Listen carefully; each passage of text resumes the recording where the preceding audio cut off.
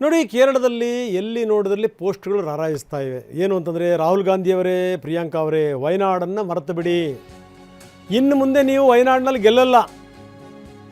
ವೇಣುಗೋಪಾಲ್ ನಿಮ್ಮ ಬ್ಯಾಗ್ ಹೊರೋರು, ಹಂಗಾಗಿ ನಿಮಗೆ ಬಹಳ ಇಷ್ಟ ಆಗಿರ್ಬೋದು. ಆದರೆ ಕೇರಳಕ್ಕೆ ಜನ ನಿಮ್ಮನ್ನು ಕ್ಷಮಿಸಲ್ಲ.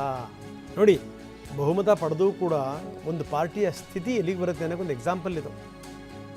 ಇಷ್ಟು ದಿವಸ ಬೇಕೇನ್ರಿ ಇದ್ದೀರಾ ಮುಖ್ಯಮಂತ್ರಿ ಆಯ್ಕೆ ಮಾಡೋಕ್ಕೆ?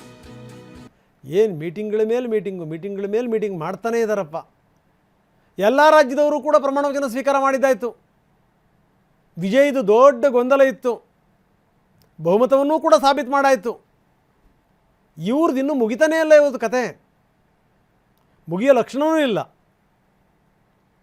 ದಿಲ್ಲಿಲಿ ಕೂತ್ಕೊಂಡಿರೋವಂಥವ್ರು ಏನು ಎಫರ್ಟ್ ಹಾಕಬೇಕು ಅದನ್ನೆಲ್ಲವನ್ನೂ ಕೂಡ ಎಫರ್ಟ್ ಹಾಕ್ತಾ ಇದ್ದಾರೆ.